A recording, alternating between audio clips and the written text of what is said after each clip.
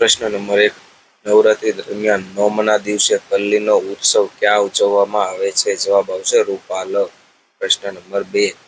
Gujarat chess open state ચેમ્પિયનશિપમાં બધી જ કેટેગરી અને બધી જ ગેમ્સ જીતનાર એકમાત્ર ખેલાડી કોણ છે? જવાબ આવશે વલય પરીખ. પ્રશ્ન નંબર 3. ગુજરાતી સાહિત્યમાં આદિ વિવેચક તરીકે કોણે નામના મેળવી છે? જવાબ આવશે નવલરામ. પ્રશ્ન નંબર 4.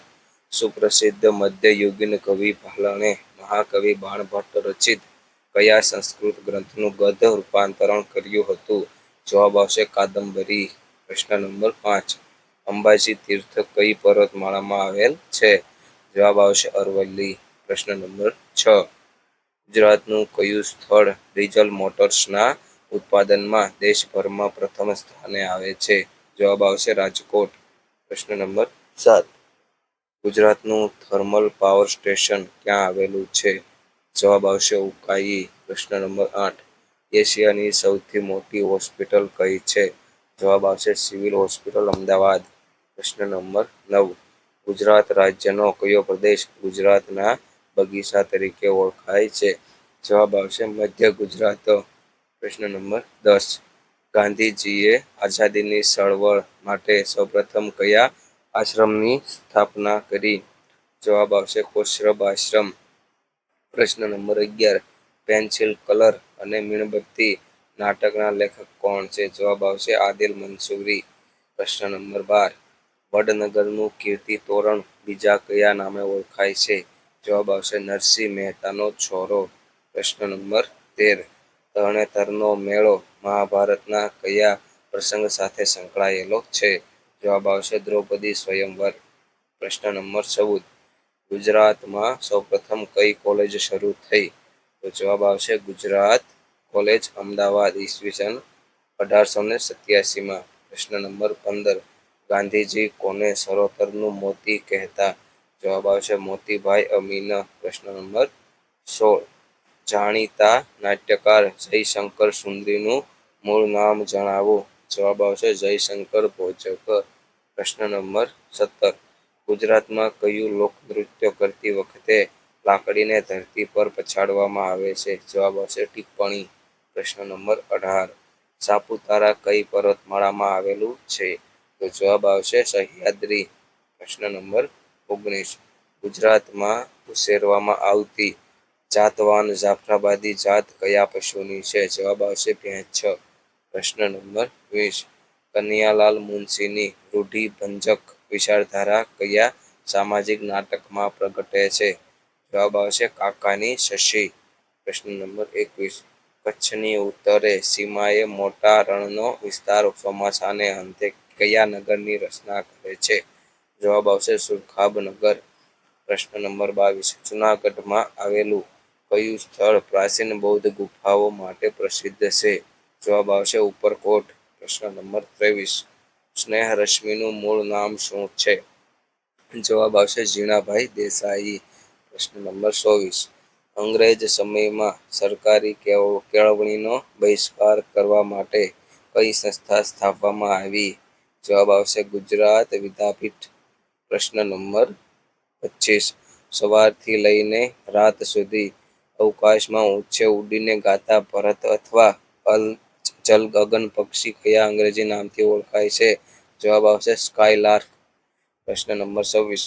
ભાષા સાહિત્ય ઇતિહાસ કલા અને સંસ્કૃતિના ક્ષેત્રે શ્રેષ્ઠ પ્રદાન બદલ ગુજરાત સરકાર તરફથી કયો પુરસ્કાર આપવામાં આવે છે?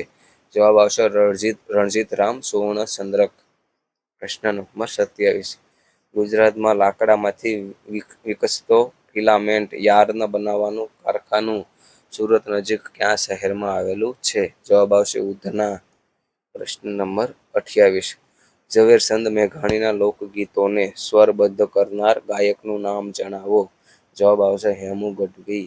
પ્રશ્ન નંબર 29. ભૂકંપની આગોતરી જાણકારી આપનાર પ્રયોગશાળા ગુજરાતમાં ક્યાં છે? જવાબ આવશે ભુજમાં. પ્રશ્ન નંબર 30. જૂનાગઢમાં ઉપરકોટમાં કઈ વાવ જોવાલાયક છે? જવાબ આવશે અડીકડીની વાવ. પ્રશ્ન નંબર 31. આશાપુરા માતાનો મઢ ક્યાં આવેલો છે? જવાબ આવશે કચ્છમાં. પ્રશ્ન નંબર 32.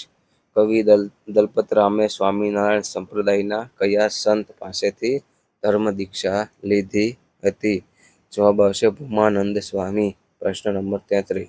રાણી સેપરીની મસ્જિદને કોણે અમદાવાદનું રત્ન કહી છે? જવાબ આવશે જેમ્સ ફર્ગ્યુસન. પ્રશ્ન નંબર 34. ગુજરાતમાં આવેલું કયું જ્યોતિર્લિંગ 12 જ્યોતિર્લિંગોમાં સૌથી મોટું જ્યોતિર્લિંગ ધરાવે છે? જવાબ આવશે સોમનાથ. પ્રશ્ન નંબર 35. વિદેશમાં રહીને ક્રાંતિકારી ચળવળ ચલાવનાર ગુજરાતી ક્રાંતિકારી કોણ હતા? જવાબ આવશે સરદારસિંહ રાણા. પ્રશ્ન નંબર 36. અણહિલપુર પાટણની સ્થાપના કોણે કરી હતી? જવાબ આવશે વનરાજ ચાવડા. પ્રશ્ન નંબર 37. મંજીરા નૃત્ય એ ભાળકાંઠામાં વસતા કયા લોકોનું વિશિષ્ટ લોકનૃત્ય છે? જવાબ આવશે પંઢાર. પ્રશ્ન નંબર 38.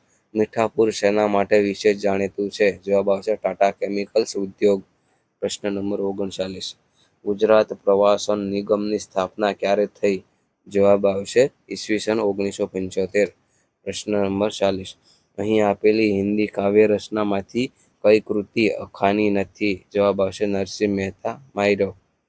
પ્રશ્ન નંબર 41. ગુજરાતમાં પ્રથમ રેડિયો સ્ટેશન કોણે શરૂ કરાવ્યું? જવાબ આવશે મહારાજા સયાજીરાવ ગાયકવાડ. પ્રશ્ન નંબર 42. છાપખાનું શરૂ કરાવનાર પ્રથમ ગુજરાતી તરીકે કોણ હતા? જવાબ આવશે દુર્ગારામ મહેતા. પ્રશ્ન નંબર 43. ગુજરાતનો કેટલો વિસ્તાર વેટલેન્ડ ધરાવે છે? જવાબ આવશે 27,000 ચોરસ કિમી. પ્રશ્ન નંબર 44. ગુર્જરી ભૂ કાવ્યના રચયિતા કોણ છે? તો જવાબ આવશે સુંદરમ. પ્રશ્ન નંબર 45. સ્વતંત્ર ગુજરાત રાજ્ય મેળવવા માટે થયેલી મહાગુજરાતની ચળવળનો સમય જણાવો. તો જવાબ આવશે 1956 થી 1960. પ્રશ્ન નંબર 46. રમણલાલ વોરા દેસાઈનો જન્મ ક્યાં થયો હતો? જવાબ આવશે શિનોર. પ્રશ્ન નંબર 47. ગુજરાતી ભાષા સાહિત્યના અધ્યયન સંશોધન માટે કઈ સંસ્થાની સ્થાપના થઈ હતી? જવાબ આવશે સોશિયલ એન્ડ લિટરરી એસોસિએશન. પ્રશ્ન નંબર 48. ચોટીલાના ડુંગર ઉપર કયા માતાજીનું મંદિર આવેલું છે? જવાબ આવશે ચામુંડા માતા. પ્રશ્ન નંબર 49. ગુજરાત સરકાર દ્વારા પારિતોષિક પ્રાપ્ત વ્યક્તિ ઘડતર પુસ્તકના લેખક કોણ છે? જવાબ આવશે ફાધર વાલેસ. પ્રશ્ન નંબર 50. રાઈનો પર્વત ના લેખક કોણ છે? જવાબ આવશે રમણલાલ નીલકંઠ. પ્રશ્ન નંબર 51.